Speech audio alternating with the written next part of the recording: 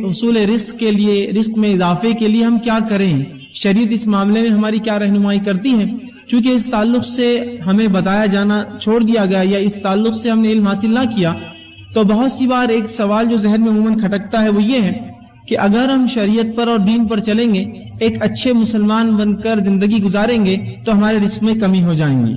یہ ایک عام بات ہے، ایک عام قول ہے، ایک عام طرز ہے کہ لوگ یہ کہتے ہیں کہ اگر تم دین پہ چلو گے تو تمہارے رزق میں کمی ہو جائیں گی، تم کما نہیں سکو گے۔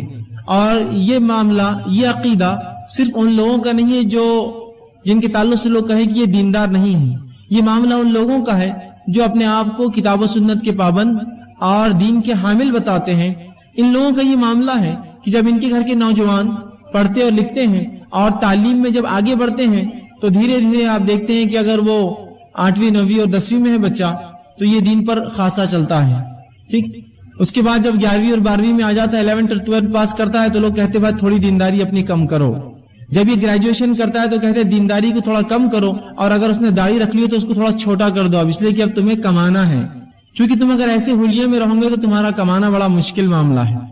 پھر جو ہی وہ گریجویشن پاس ہو گیا، پوسٹ گریجویشن کرتا ہے تو کہتے ہیں کہ اب اگر تم مکمل طور سے اپنی دینداری کو دکھانا چھوڑ دو، نماز پڑھتے رہو، روزہ رکھتے رہو، لیکن یہ تم نے داڑھی رکھ رکھی ہے، تمہاری یہ جو پتلون اور جو ہے پیجامہ ہوتا ہے ٹخنوں سے اونچا ہوتا ہے، اور تم حلال اور حرام کی تمیز کرتے ہو، یہ کمپنیوں میں جاب نہیں کروں گی بولتے ہو، اس میں نہیں کروں گی بولتے ہو، تو یہ سب تم تھوڑا کم کر دو تبھی تمہیں رزق ملے گا۔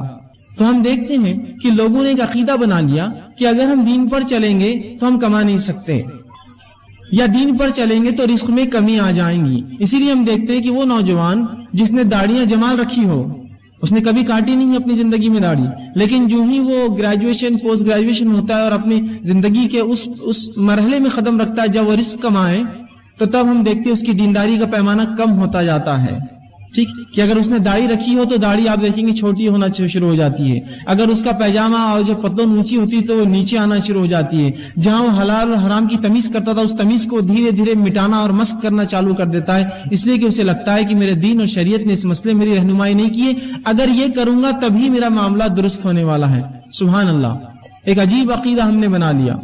اور کچھ لوگوں نے ایسا تصور دیا مسلمانوں کو کہ دیکھو اسلام نے دنیا کے معاملے میں تمہاری کوئی رہنمائی نہیں کی ہے، ہاں نماز کے مسائل تم پوچھ لو، زکوٰۃ کی باتیں ہم سے پوچھ لو، حج کے معاملات پوچھ لو، عمرے کا معاملہ پوچھ لو، اچھے اور برے کا معاملہ پوچھو، تقوی کے تعلق سے پوچھ لو، ایمانیات کیا ہے پوچھ لو، یہ سب ہم بتا سکتے ہیں، ذکر و اذکار کا معاملہ، لیکن رزق کے معاملے میں شریعت ہمیں جو ہے اس کی رہنمائی نہیں کرتی۔ شریعت جو کچھ کہتی ہے وہ یہ ہے کہ دنیا چھوڑ کر مکمل طور سے جنگلوں میں جا کر گفاؤں میں اپنی زندگی گزارو، اور یہ عقیدہ دیا جاتا ہے کہ بھائی اس معاملے میں تو کوئی رہنمائی ہمارے پاس موجود نہیں ہے، لہٰذا اب جو دنیا کے جو طریقے کمانے کے تم اس میں لگے رہو۔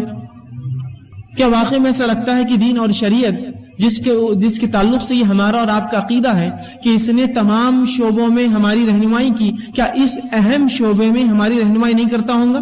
اتنا اہم شعبہ کہ کیسے ایک مومن حلال رزق کمائے اور رزق میں اضافہ کیسے کرے، اس کی کنجیاں، اس کی مفتاح اور اس کے حصول کیا ہوں گے کہ کیسے اپنے رزق کو بڑھائے، کیا شریعت اس معاملے میں جو ہماری رہنمائی نہیں کرتی ہوں گی؟ انس بن مالک رضی اللہ عنہ فرماتے ہیں، بخاری کی روایت ہے کہ اللہ کے رسول صلی اللہ علیہ وسلم جس دعا کو سب سے زیادہ کرتے وہ دعا یہ تھی، ربنا آتنا فی الدنیا حسنۃ وفی الآخرۃ حسنۃ وقنا عذاب النار، اے اللہ میرے لیے میری دنیا کو بہتر بنا اور میری آخرت کو بہتر بنا اور مجھے آنکھ کے عذاب سے بچا۔ رسول اکرم صلی اللہ علیہ وسلم کی کثرت سے یہ دعا تھی، آپ صلی اللہ علیہ وسلم یہ دعا کثرت سے کرتے، اس لیے کہ اس میں دنیا اور آخرت دونوں شامل ہو گئی، اور یہ بات میں پہلے بتا چکا ہوں، شریعت اسلامیہ دین اور دنیا میں فرق نہیں کرتی ہے۔ جس نے یہ کہا کہ شریعت نے دین اور دنیا میں فرق کیا، اس نے غلط کہا، اس نے شریعت کا صحیح جو ہے اس کی سمجھ نہیں پائی آج تک، اس لیے کہ شریعت جس چیز میں فرق کرتی ہے وہ دنیا اور آخرت میں فرق کرتی ہے۔ اگر میں یہ کہوں کہ میں اسلام پر چل رہا ہوں تو ظاہر سی بات ہے میں دنیا میں ہی اسلام پر چلوں گا، مرنے کے بعد کوئی اسلام نہیں ہے اور آخرت میں کوئی اسلام نہیں ہے، کوئی نماز روزہ زکوٰۃ حج کچھ عمل نہیں ہے، جو کچھ ہے دنیا میں ہے، تو دنیا میں رہتے ہوئے مجھے یہ کام کرنا ہے۔ تو لوگ کہتے ہیں نہیں دنیا کے تعلق سے تو شریعت نے کوئی رہنمائی نہیں کی، ہاں دین میں جو تم بہرحال کر سکتے ہو شریعت نے رہنمائی کر دی، مسائل ہے فلاں اور یہ چیز پہ عمل کر لو۔ اور پھر ایک نوجوان اپنے آپ میں پریشان ہونا شروع ہو جاتا ہے، کیا واقعی میں شریعت نے ایسا ہی کیا ہے؟ اور پھر وہ کیا کرتا ہے، دنیا کے معاملات میں شریعت کو چھوڑ دیتا ہے اور یہ سمجھتا ہے کہ جب جو فرائض کا معاملہ ہے، روزے، نماز، زکوٰۃ، حج، اس حد تک شریعت سے پوچھو، اور اس کے علاوہ جو معاملات ہے، کمانا، روزی اور اس طرح کی چیزیں، یہ بھائی میرا اپنا مسئلہ ہے، تو میں اس معاملے میں خود اپنی راہ اور راستہ طے کر لوں گا کہ مجھے کیا کرنا ہے۔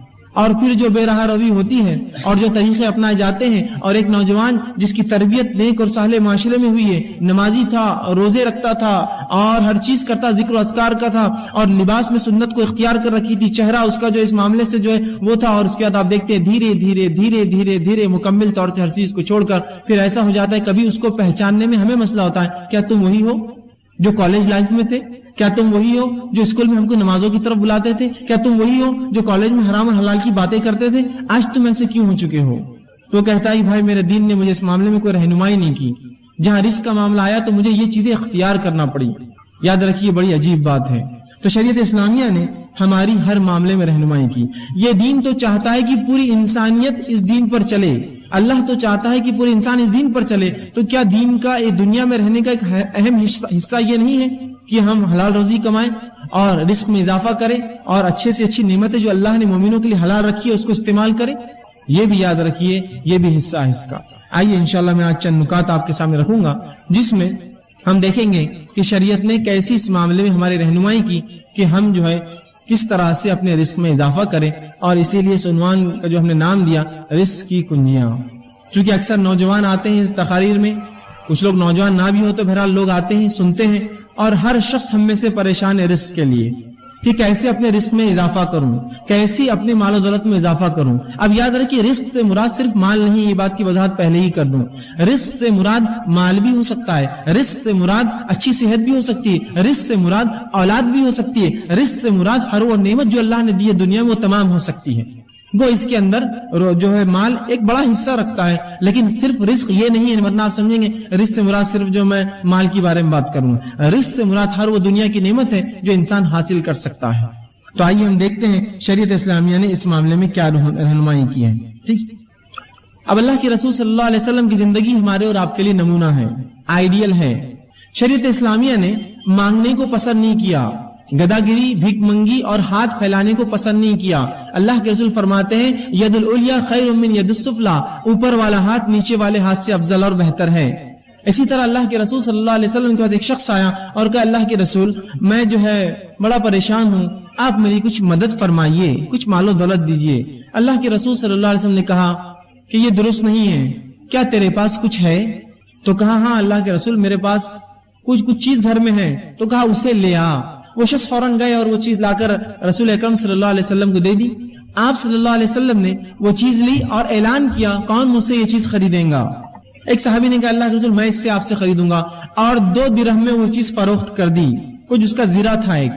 جب رسول اللہ نے اس کو فروخت کر دیا، اس صحابی سے کہا جو مانگنے آئے تھے اب چلو میرے ساتھ۔ وہ صحابی رسول پیچھے پیچھے چلنے لگے۔ آپ ایک مقام پر گئے اور آپ نے ایک لکڑی خریدی اپنے ہاتھ سے، دوسری ایک دکان سے آپ نے جا کر ایک کلاہڑی کا اگلا حصہ جو ہوتا ہے وہ خریدا، اور اس لکڑی کے اندر اس کلاہڑی کا وہ حصہ اپنے ہاتھ سے پھنسایا اور کہا اب یہ لے جا، جنگل میں جا، درختوں کو کاٹ اور اس کو فروخت کر۔ تو شریعت اسلامیہ نے مانگنے کو پسند نہیں کیا، یاد رکھیے، ہاتھ پھیلانے کو اس نے پسند نہیں کیا، خودداری کو اس نے پسند کیا، خود کمانے کو، خود کفیل رہنے کو پسند کیا، اور یہی صحابہ کی فطرت تھی۔ عبد الرحمن ابن عوف رضی اللہ عنہ جب مدینہ آئے مکہ چھوڑ کر تو رسول اکرم صلی اللہ علیہ وسلم نے اخوت باندھی، بھائی چارہ باندھ دیا تھا، جن سے ان کا بھائی چارہ باندھا گیا۔ اس شخص نے کہا کہ بھائی میری دولت کا حصہ، باغ کا حصہ، اور چاہے تو میری بیوی جو میں سے ایک سے زیادہ ہے تم اس میں سے ایک میں طلاق دیتا ہوں، شادی نکاح کر لو عدت کے بعد۔ تو کہا نہیں، مجھے تم بازار کا راستہ بتا دو، بس مجھے یہ کافی ہے۔ تو انہوں نے ان کو بازار کا راستہ بتا دیا اور بازار گئے، اور وہ کہتے کہ اسی روز جس روز میں بازار گیا میں نے کھجور اور پنیر خرید کر لایا، مطلب اتنا کام کیا، اتنی روزی ملی کہ میں نے کھجور اور پنیر اپنے مال سے خرید کر لایا۔ خودداری دیکھیے صحابی کی۔ گو یہاں انصار تیار تھے اپنا مال و دولت آدھا کرنے کو، لیکن مہاجر وہیں اتنے خوددار تھے، لینے کو تیار نہیں تھے اس چیز کو، خود گئے بازار سے وہ کر کے لایا۔ تو شریعت تو یہ پسند کرتی ہے کہ انسان خود کمائے، کسی کے اوپر جو ہے وہ ڈیپینڈ نہ رہے، اور یہی معاملہ اللہ کے رسول صلی اللہ علیہ وسلم کا تھا۔ جب لوگ اسلام میں آتے تو آپ ان کو غنی کر دیتے، کچھ دے کر ایسا کر دیتے کہ وہ خود کفیل ہو جاتا، پھر مانگنے کی نوبت نہ آتی۔ جو لوگ تنگ کرتے، تکلیفیں دیتے، جو اسلام لاتے، رسول اکرم صلی اللہ علیہ وسلم یہی کرتے۔ زکوٰۃ کا نظم بھی اسی کی ایک جو ہے علامت ہے۔ بہرحال تو شریعت نے مانگنے کو پسند نہیں کیا، بھیک منگی کو، گدا گیری کو. اور اللہ کے رسول فرماتے ہیں جو شخص یوں ہی مانگے، جس طرح سے آج لوگوں نے پروفیشنل یا پروفیشن بنا دیا، مانگتے ہیں، جو شخص بنا کسی شرعی عذر کے کچھ مانگے، رسول اکرم فرماتے ہیں روز قیامت وہ ایسا آئے گا رب کے سامنے کہ اس کے چہرے پر گوشت نہیں ہوگا، چونکہ وہ مانگتا تھا اللہ کو چھوڑ کر دوسروں سے. تو کمانے کو شریعت نے پسند کیا، حلال روزی کے لیے کوشش کریں. اب آئیے چند وہ حصول جس کے ذریعے، جس کے کرنے سے اپنی روزی میں ہم بڑھوتری کر سکتے، بڑھا سکتے ہیں، یا جتنا ہم کماتے ہیں اس کے اندر برکت آ سکتی ہے. دونوں ہی باتیں ایک ساتھ بول رہا ہوں میں، ورنہ کچھ لوگ کہیں گے اب آپ نے تو اصول بتا دیے، ہم نے اس پر عمل کرنے کی کوشش کی، لیکن کچھ نظر تو نہیں آیا کہ تنخواہ 5 سے 6 ہزار تو آج تک نہیں ہوئی. تو میں رزق کے حصول بتاؤں گا، تنخواہ بڑھانے کے حصول نہیں بتاؤں گا. رزق، اور رزق میں اولاد بھی شامل ہے، اچھی صحت شامل ہے، دنیا کی نعمتیں اور مال بھی شامل ہے. تو رزق کے حصول کیسے ہم رزق کمائیں، اور ساتھ میں جتنا آپ کماتے ہوں گے اللہ اس میں برکت بھی دے گا. یہ بات آپ نے دیکھی ہوں گی، میں بھی دیکھ چکا ہوں کہ وہ کچھ لوگ ہوتے ہیں جن کی تنخواہیں بڑی کم ہوتی ہیں، لیکن اللہ ایسی برکت دیتا ہے ان کی تھوڑی سی کمائی میں کہ وہ خود بھی اپنا کر لیتے ہیں، لوگوں کو صدقہ اور خیرات بھی کرتے ہیں، پڑوسیوں کی مدد بھی کرتے ہیں، اللہ کے دین پر بھی خرچ کرتے ہیں، حالانکہ بہت قلیل تنخواہیں، بہت تھوڑی تھوڑی تنخواہیں ہوتی ہیں. یہ بات میں نے خود دیکھی ہے. تو وہ جو حصول میں انشاءاللہ آپ کے سامنے رکھوں گا، جو باتیں بتاؤں گا، اس پر عمل کیا جائے تو یا تو آپ کے رزق میں اللہ بڑھوتری کرے گا، یا جتنا ہے اس میں ایسی عظیم برکت دے گا کہ آپ خوش اور مطمئن ہو جائیں گے اس رزق سے. یہ بڑی اہم بات ہے. اب یقیناً ایک درس میں، ایک لیکچر میں مکمل پورے شرائط، پورے اصول بتانا میرے لیے ناممکن ہے. تو میں نے 10 کو چنا ہے، 10 ایسے اصول، ایسی باتیں، ایسی کنجیاں رزق کی جس کو اگر ہم اصولوں کو مان لے، اس کے مطابق زندگی گزارے، اس پر عمل پیرا ہو اور دل میں یہ اعتماد اور توکل رکھے، بھروسہ رکھے کہ اللہ اس کے ذریعے دیں گا، تو انشاءاللہ العزیز ضرور ہمارے رزق میں جو ہے بڑھوتری ہوں گی، اللہ اس میں ضرور برکت دینے والا ہے.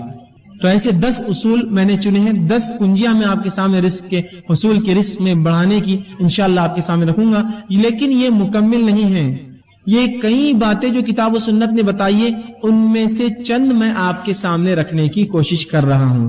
آئیے اب کس طرح سے ہم اپنے رزق میں اضافہ کریں، اس کا پہلا اصول جو شریعت نے بتایا ہے. یقیناً اس کی ترتیب میری اپنی دی ہوئی ہے، لیکن باتیں اللہ کی کتاب اس کے رسول کی سنت سے میں نے اہمیت کے اعتبار سے ان کو ترتیب دینا مناسب سمجھا.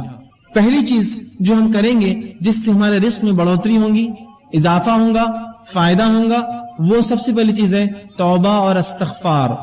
توبہ اور استغفار یہ سب سے پہلی چیز ہے رزق کے حصول میں، اس کی چابیوں میں، کہ اگر ہم چاہتے ہیں ہمارا رزق بڑھے، اس میں برکت آئے، مال و دولت اور بچے اولاد کے اندر اور ہماری دنیا کی نعمتوں میں اضافہ ہو، تو سب سے پہلا کام جو کرنا ہوگا توبہ اور استغفار.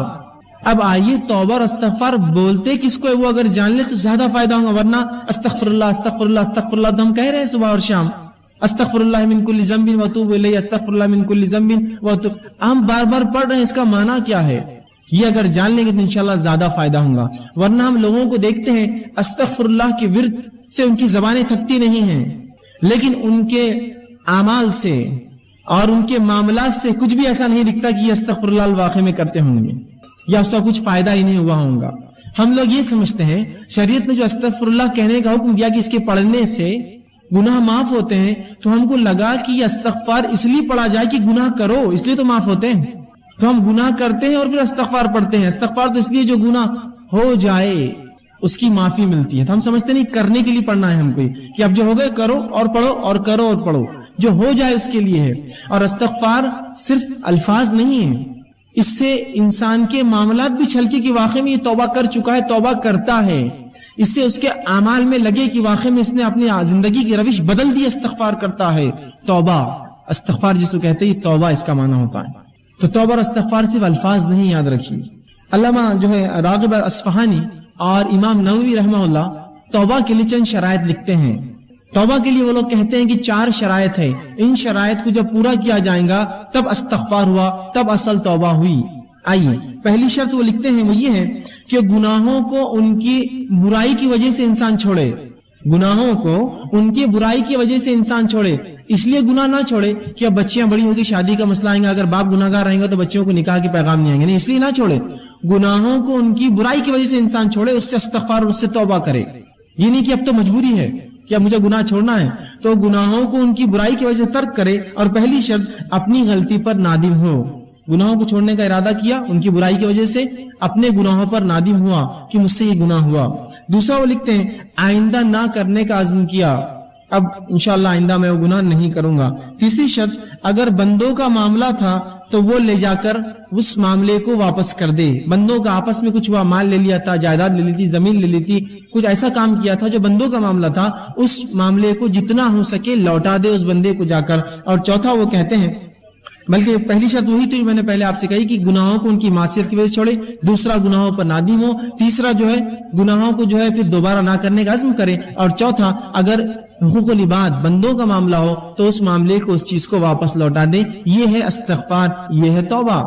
تو اب توبہ کو یہ مت سمجھیے، کچھ لوگوں کو تو یہ بھی نہیں پتا توبہ ہوتی کیا ہے، وہ سمجھتے ہیں کہ نماز پڑھ لو، پھر نماز کے بعد ادھر ادھر دیکھو کوئی دیکھ رہا تو نہیں ہے آپ کو، اور اگر نہ دیکھ رہا تو جلدی سے دونوں ہاتھ لیتے ہیں اور گالوں کو دونوں طرف یوں کچھ تو بھی کرتے رہتے توبہ توبہ توبہ۔ یہ توبہ نہیں ہے، یہ تو بچوں کو نصیحت کے لیے سکھایا جاتا ہے کہ آئندہ ایسی غلطی نہ کرے، چلو توبہ کرو، یہ توبہ نہیں ہے۔ تو وہ امت کو توبہ کا تصور بھی نہیں ہے کہ اس کے اصول کیا ہے، وہ ہوتی کیسے، اس کا معاملہ کیا ہے، وہ سمجھتے گالوں پر ہاتھ لگانا یہ توبہ ہے، یہ توبہ نہیں، یاد رکھیے۔ توبہ کی 4 شرائط ہے استغفار کی۔ آئیے اب جو استغفر اللہ یا استغفار ہے یہ حصول رزق کا ذریعہ ہے، یہ کرنے سے رزق میں اضافہ ہوتا ہے، اس کے دلائل کیا ہے؟ آئیے ہم قرآن سے دیکھتے ہیں۔ اللہ رب العزت قرآن میں فرماتا ہے، سورہ نوح سورہ نمبر 71 اور آیت نمبر 10 سے لے کر 16 میں اللہ فرماتا ہے اور کہتا ہے فَقُلْتُ اسْتَغْفِرُوا رَبَّكُمْ إِنَّهُ كَانَ غَفَّارًا۔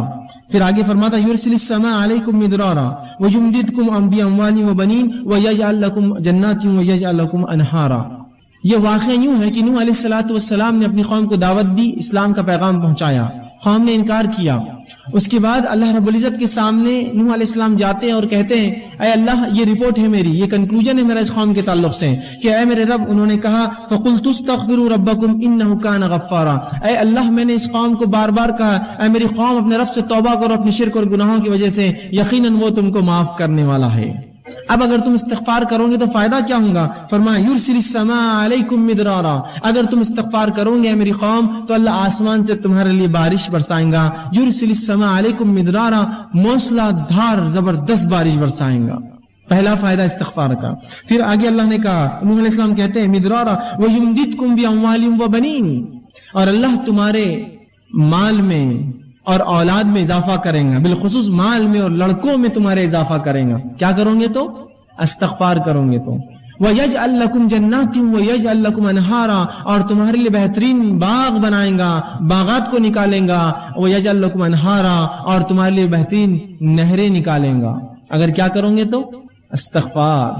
اے میری قوم اگر تم یہ کر لو تو آسمان سے بارش پاؤں گے، مال میں اضافہ پاؤں گے، اولاد اور لڑکوں میں اضافہ پاؤں گے، اور تمہیں بہترین باغ اللہ دے گا، اچھی نعمتیں دے گا، اور جو ہے تمہارے لیے جو ہے نہریں نکالیں گا ان باغوں میں۔ استغفار کے دیکھیے نوح علیہ السلام نے اپنی قوم کو کیا فائدے بتائے۔ یہاں کا پورے رزق میں جو چیزیں آتی ہے، بارش کا برسنا ایک بنیادی اصول ہے رزق کے لیے۔ آج بھی اگر انسان ٹیکنالوجی میں اور کسی بھی چیز میں جتنی ہی آگے بڑھ چکی ہو، لیکن آج بھی آسمان کی طرف نگاہ سب کی ہوتی ہے۔ اگر بارش نہ برسے اور آپ کہیں گے کہ بھائی مجھے کیا فرق پڑتا ہے، میں تھوڑی کاشتکار ہوں، آپ کاشتکار نہ بھی ہو تو جب آپ بازار سبزی خریدنے جائیں گے تو آپ کہیں گے واقعی میں بارش نہ ہونے کا نقصان ہے۔ تو رزق بڑھاتا ہے اللہ رب العزت انسانیت کے لیے، توبہ اگر قوم کرے تو۔ یہاں اللہ رب العزت دیکھیے کہ فرما رہا ہے کہ اگر توبہ کرو تو بارش برسائیں گا، اور اس کے بعد فرمایا کہ وہ تم کو مال میں اور اولاد میں اضافہ دیں گا۔ تو اگر اصول رزق، اگر ہم مال میں بڑھوتری چاہتے ہیں، اولاد میں اضافہ چاہتے ہیں، استغفار کریں۔ حسن بصری رحمہ اللہ یہ کبار تابعین میں سے ہے، ان کے پاس ایک شخص اور کہا ہے حسن ہمارے علاقے میں قحط سالی ہے، میں کیا کروں؟ تو کہا استغفار کر، توبہ کر۔ دوسرا شخص کہا اے حسن مجھے رزق میں تنگی ہے، مال میں تنگی ہے، کیا کروں؟ تو کہا جا استغفار کر۔ تیسرا شخص کہا اے حسن میرے باغ سوکھ چکے ہیں، میں کیا کروں اس کے لیے، حل بتاؤ شرعی، استغفار کر۔ ایک شخص اور کہا کہ مجھے اولاد نہیں ہے، لڑکے نہیں ہیں، کیا کروں؟ تو کہا جا استغفار کر۔ تو ان کے شاگردوں نے پوچھا اے استاد، اے حسن بصری، تم نے 4 لوگ آئے، 4 سوال کیا، اولاد نہیں، کسی نے کہا قحط کا کہا، کسی نے کہا باغ میں میرے جو ہے سوکھا پڑ چکا ہے، اور کسی نے مال کے تعلق سے کہا، تم نے سب کو ایک ہی جواب دیا، استغفار کرو، استغفار کرو، استغفار کرو۔ تو کہا میں نے کوئی بات اپنے دل سے تھوڑی کہی ہے، اور فوراً انہوں نے قرآن کی اس آیت کو تلاوت کی، قُلْتُ اسْتَغْفِرُوا رَبَّكُمْ إِنَّهُ كَانَ غَفَّارًا يُرْسِلِ السَّمَاءَ عَلَيْكُمْ مِدْرَارًا، کہ تم اے میری قوم تم اللہ سے توبہ کرو، استغفار کرو، وہ تم پر موسلادھار بارش دیں گا۔ تو اگر ہم بارش چاہتے ہیں استغفار کریں، ہم مال چاہتے ہیں استغفار کریں، اولاد چاہتے ہیں استغفار کرے جو بے اولاد ہے، اور اگر جنت یا اس کا باغ سوکھ رہا ہے، اگر اسے مال نہیں آتا جبکہ آس پاس آتا ہے، استغفار کرے۔ تو یہاں حصول رزق کے لیے، رزق میں بڑھوتری کے لیے، اولاد میں بڑھوتری کے لیے، بارش کے ہونے کے لیے، اپنے باغ اور اپنی تجارت میں فائدے کے لیے استغفار رسول بتایا گیا ہے۔ توبہ کرو اپنے رب سے، توبہ کی چاروں شرائط کے ساتھ۔ نہیں تو میں استغفر اللہ استغفر اللہ استغفر اللہ تو کر رہا ہوں، لیکن انہی استغفر اللہ کے دوران میں گناہ کرتا ہوں۔ استغفر اللہ کی تسبیح چل رہی، کسی کا فون آیا، جھوٹ بول دیا، کہاں آپ نے توبہ کی اپنے رب سے؟ استغفر اللہ تو میں پڑھ رہا ہوں، لوگوں کو دھوکہ دے رہا ہوں، کہاں آپ نے استغفر اللہ کیا؟ آپ نے معنی ہی نہیں سمجھا آپ نے اس کا۔ تو صحیح معنوں میں اگر استغفر اللہ ہم کریں گے تو اس کا فائدہ انشاءاللہ عزیز ہمیں زبردست ہوگا، مال میں اضافہ، اولاد میں اضافہ، کھیتی باڑی میں ہمارے اضافہ، تجارت میں اضافہ، بہت اس کے فائدے اللہ بارش دیں گا۔ آئیے اللہ کے رسول صلی اللہ علیہ وسلم فرماتے ہیں، مسند احمد اور ابو داؤد کی روایت ہے، عبداللہ ابن عباس رضی اللہ عنہ اس حدیث کے راوی، اور وہ کہتے ہیں اللہ کے رسول صلی اللہ علیہ وسلم فرمایا، تم جس نے کثرت سے اپنے گناہوں کی توبہ کی، جس نے کثرت سے استغفار کیا، اے اللہ مجھ سے گناہ ہو رہے مجھے معاف کر، کثرت سے۔ اور اللہ کے رسول دن میں سے 70 سے زائد مرتبہ توبہ اور استغفار کرتے، ایک روایت میں 100 سے زائد مرتبہ۔ نبی اکرم صلی اللہ علیہ وسلم گناہ نہیں کرتے تھے، یہ قوم کو تعلیم تھی کہ جب تمہارا نبی معصوم ہونے کے بعد اتنا استغفار کرتا ہے تم اس سے زیادہ کرو۔ تو توبہ اور استغفار کر دیا اللہ کے رسول۔ تو کہا کہ جو کثرت سے اللہ سے اپنے گناہوں کی توبہ کرے، استغفار کرے، پہلا فائدہ اللہ اس کو ہر غم سے نجات دیں گا۔ اللہ اس کو ہر غم سے، کس کو آج غم نہیں اور پریشانی نہیں، غم اور پریشانی سے نجات چاہیے، استغفار کرے۔ دوسرا فرماتے ہیں ہر مشکل سے باہر نکال دیں گا اسے۔ توبہ کے فائدے تو دیکھیے آپ، ہم تو رزق کے اصول دیکھ رہے ہیں لیکن فائدے دیکھیے، غم سے نکال دیں گا، مشکلات کو دور کر دیں گا اور اس کو باہر نکال دیں گا۔ تیسرا فرمایا وہاں سے رزق دیں گا جہاں سے سوچا بھی نہیں ہوگا، اس کے گمان بھی نہیں ہوگا مجھے رزق ملے گا، اور رب اس کو وہاں سے رزق اٹھا کر دے دے گا۔ کس وجہ سے؟ توبہ کرے کثرت سے اپنے گناہوں کے لیے، ان کے شرائط کے ساتھ، تو وہاں سے اللہ رزق دیں گا اس شخص کو جہاں سے اس نے گمان بھی نہ کیا ہو۔ کون؟ جو کثرت سے استغفار کرے، توبہ کرے اپنے گناہوں کے تعلق سے۔ یہ تھا پہلا اصول، پہلی شرط۔ آئیے دوسرا اصول کیا ہوگا؟ دوسری چیز جو کتاب و سنت میں ہم پاتے ہیں، جس کے تعلق سے بکثرت روایتیں آتی ہیں، جس کے کرنے سے رزق میں اضافہ ہوتا ہے، اللہ کا تقوی۔ اب جو میں آگے بڑھتا جاؤں گا، آپ یہ مت سوچئے یار یہ تو اپنے سے ہونے والا نہیں ہے، یہ تو ہونے والا نہیں ہے، اس سے ہٹ کر کچھ بتاؤ۔ ایسی آدمی کی مثال تو وہ ہے کہ اس کو ایک مرض اور بیماری ہے، بیماری کا علاج ڈاکٹر دیتا ہے، وہ کہتا ہے یہ دوا تو مجھ سے نہیں کھا جائیں، کچھ اور بتاؤ، تو وہ کہے جاؤ پھر مر جاؤ، اس کے علاوہ کوئی حل نہیں تمہارے لیے۔ شریعت جو حل دے رہی وہ یہ ہے۔ اب آپ بولیں گے میرے کو تقویٰ نہیں جمے گا، میرے سے استغفار تو ہونے والا ہے نہیں، تو پھر یاد رکھیے آپ اپنے ہاتھوں سے اپنی جان لے رہے تو میں اس معاملے میں کیا کروں، کہاں سے ہم اللہ ہے؟ ٹھیک ہے، تو یہ بات بڑی اہم ہے، آپ اس کو پکڑ لے۔ شریعت کے پاس حل ہے، اگر آپ نہ لینا چاہیں یہ آپ کی مرضی ہے، شریعت نے حل دے دیا۔ اب آپ ان کو چھوڑ کر 1000 جگہ سر پٹکیے، یاد رکھیے واپس لوٹ کر یہی آنا پڑے گا۔ آپ اصول یہی ہے، نہیں میں کیا کروں گا، فلاں کر لوں گا، بینک سے کر لوں گا، یہاں آپ کچھ کر لیجئے، اگر یہ نہ کیا آپ سب کچھ کر لیجئے، اس کے بعد آ کر یہی ٹکنا پڑے گا اور پچھتا کر سر نیچے رکھ کر یہی سوچنا پڑے گا اب میں کیا کروں، میرے رب نے میرے لیے کیا احکامات دیے۔ تو اگر یہ ہم اپنی زندگیوں میں لا لے تو بڑا فائدہ ہوگا۔ استغفار کو مشکل چیز نہیں، یاد رکھیے، اس کے لیے کوئی آپ کو گھر بار چھوڑ کر رات میں 3 بجے 2 بجے اٹھ کر نہیں جانا ہے، چلتے پھرتے اٹھتے بیٹھتے اللہ گناہ ہو گیا بس اب توبہ، میں اب نہیں کرنے کو، استغفر اللہ مجھ سے گناہ ہو گیا میں نہیں کروں گا، اللہ کم از کم کچھ نہ ہو سکے تو نمازوں کے بعد فرض 3 مرتبہ رسول اللہ زور اللہ اکبر ایک بار کہتے اور کہتے استغفر اللہ استغفر اللہ، اتنا تو کہہ سکتے ہیں، 15 بار تو یہی ہو جائیں گا 5 نمازوں کے بعد۔ رسول اللہ 70 یا ایک روایت میں 100 سے زیادہ بار یہ پڑھتے تھے، کوشش کیجیے۔ دوسرا اصول تقوی اختیار کریں۔ اب تقوی کیا ہے؟ تقوی اللہ کا ڈر ہے۔ تقوی کیا ہے؟ تقوی اللہ کا پاس و لحاظ ہے۔ پاس و لحاظ سمجھتے ہیں آپ؟ اگر ایک بوڑھا انسان آپ کے سامنے آ کر کھڑا ہو جائے اور آپ کرسی پہ بیٹھے ہیں تو آپ اس کا پاس و لحاظ کرتے ہیں، خود اٹھ جاتے ہیں، جناب آپ بیٹھ جائیں، اس کو کہتے ہیں تقوی۔ پاس و لحاظ رکھنا، اللہ کا ڈر، اللہ کا پاس و لحاظ، ٹھیک؟ تو تقوی اختیار کرے۔ تقوی کے معنی کے تعلق سے کئی باتیں آتی، امام نووی رحمہ اللہ لکھتے ہیں تقوی کے تعلق سے کہتے ہیں اللہ تعالیٰ کے احکامات پر عمل کرنا، جن باتوں سے اس نے روکا ان باتوں سے رک جانا، اور ہر وہ کام جس سے اللہ کی ناراضگی یا عذاب آتا ہے ان سے بچنا، یہ تقوی ہے۔ تقوی کیا ہے؟ ہر وہ کام جو اللہ نے حکم دیا اس کا کرنا، ہر وہ کام جس سے روکا اس سے رکنا، اور اس کے علاوہ جن تمام کاموں کے کرنے سے اللہ کی ناراضگی ملتی ہے، عذاب ملتا ہے، ان کاموں سے رکنا، اس کو تقوی کہتے ہیں عربی میں۔ تو ہم اب جو اللہ نے کہا وہ کرے، جس سے روکا اس سے رکے، اور ہم ہر وہ کام جس سے عذاب ملتا ہے اس سے اجتناب کرے، یہ تقوی ہے۔ تو ہم تقوی اختیار کریں۔ دوسرا اصول یاد رکھیے۔ آئیے تقوی کے تعلق سے کہ رزق کا حصول ہے، رزق اس سے بڑھتا ہے، مختلف مقامات پر قرآن حدیث میں اس کے حوالے ملیں گے۔ میں چند حوالے آپ کے سامنے رکھتا ہوں۔ اللہ رب العزت سورۃ طلاق سورہ نمبر 65 اس کی آیت نمبر 2 اور 3 میں کہتا ہے وَمَن يَتَّقِ اللَّهَ يَجْعَل لَّهُ مَخْرَجًا وَيَرْزُقْهُ مِنْ حَيْثُ لَا يَحْتَسِبُ۔ کیا فرمانا دیکھیے، وَمَن يَتَّقِ اللَّهَ، جو اللہ کا ڈر اور پاس و لحاظ اختیار کرے، يَجْعَل لَّهُ مَخْرَجًا، اللہ اس کو ہر غم سے باہر نکال دے گا اور اس کو وہاں سے روزی دے گا جہاں سے اس نے کبھی گمان بھی نہیں کیا ہوگا۔ کیا فرمایا؟ وَمَن يَتَّقِ اللَّهَ يَجْعَل لَّهُ مَخْرَجًا، جو اللہ پر جو ہے اس کا تقوی اختیار کرے گا، اللہ اس کو ہر غم سے نجات دے گا اور وہاں سے روزی دے گا جہاں سے اس نے سوچا بھی نہ ہوگا، گمان بھی نہیں کیا ہوگا، اس کی عقلیں گئی بھی نہیں ہوں گی وہاں تک۔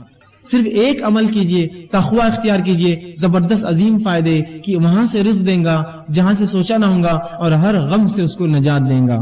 اس آیت کے تعلق سے یجعل لہ مخرجا کے تعلق سے عبداللہ ابن عباس رضی اللہ عنہ فرماتے ہیں، اس کی تفسیر میں کہتے ہیں اس کو دنیا اور آخرت کے ہر غم سے باہر نکالیں گا، یجعل لہ مخرجا کے تعلق سے۔ اور اسی آیت کے جملے کی تفسیر میں عبداللہ ابن مسعود رضی اللہ عنہ فرماتے ہیں اور کہتے ہیں ان اکبر آیات من قرآن فرجا، غموں کو، مصیبتوں کو اور پریشانیوں کو دور کرنے والی قرآن کی سب سے عظیم آیت ہے۔ جو شخص اللہ کا تقوی ڈر اختیار کرے، اللہ کیا کرتا ہے اس کے لیے؟ یجعل لہ مخرجا، ہر غم سے نکلنا، ہر مشکل سے نکلنا آسان کرتا ہے اور وہاں سے روزی دیتا ہے جہاں سے اس نے گمان بھی نہیں کیا تھا۔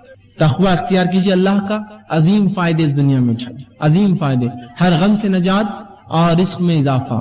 اسی طرح اللہ رب العزت قرآن میں سورہ اعراف سورہ نمبر 7 آیت نمبر 92 میں فرماتا کہتا ہے وَلَوْ أَنَّ أَهْلَ الْقُرَىٰ آمَنُوا وَاتَّقُوا لَفَتَحْنَا عَلَيْهِمْ بَرَكَاتٌ مِّنَ السَّمَاءِ وَالْأَرْضِ، کہ اگر یہ بستی والے ایمان لائے، ولو ان اہل القرى آمنوا، اگر اس بستی والے ایمان لائے، واتقوا اور اللہ کا ڈر اختیار کرے، لفتحنا علیہم برکات من السماء والارض، تو ہم ان کے لیے آسمان اور زمین کے برکت کے دروازے کھول دیں گے۔ کس کے لیے؟ جو ایمان لائے اور اللہ کا ڈر اختیار کرے، اللہ آسمان اور زمین کے دروازے اس کے لیے رزق کے کھول دیں گا، برکت کے دروازے کھل جائیں گے اس کے لیے جو اللہ کا تقوی اور ڈر اختیار کرے۔ دیکھیے کیسا عظیم فائدہ ہے اللہ کا ڈر اور تقوی اختیار کرنے کہ اللہ آسمان و زمین کے برکت کے دروازے کھول دیتا ہے۔ آج دیکھیے کبھی بارش تو ہوتی ہے، کھیتی فصل تو آتی ہے، پیسہ بھی کبھی ہاتھ لگتا ہے، برکت کہاں ہے اس کے اندر؟ ایک زمانہ تھا، آپ نے بھی سنا ہوگا، میں نے بھی سنا ہے کہ لوگوں کی تنخواہیں 100-200 روپے، 40 اور 50 روپے ہوا کرتی، لیکن حالات یہ تھے ایک ایک انسان 10-10, 20 اور 25-25 لوگوں کو پالتا تھا اپنے گھر میں، اتنی برکت تھی اس روپے میں۔ آج ہم ہزاروں اور لاکھوں کما کے بھی 2 اولاد کو پالنا ہمارے لیے مشکل ہے۔ یہ تو برکت چھین گئی زمین آسمان ہم جو دیتی تھی، ہم جو فائدے تھے، اس لیے کہ ہم نے ایمان لا کر اللہ کا ڈر دل میں رکھا، صرف ایمان نام کو لایا، مسلمان ہے۔ اگر ڈر رکھتے تو اللہ آسمان و زمین کی برکت کے دروازے اس بستی والوں پر، ایمان والوں پر کھول دیتا۔ اور یہ توحید کی برکت ہے، یاد رکھیے۔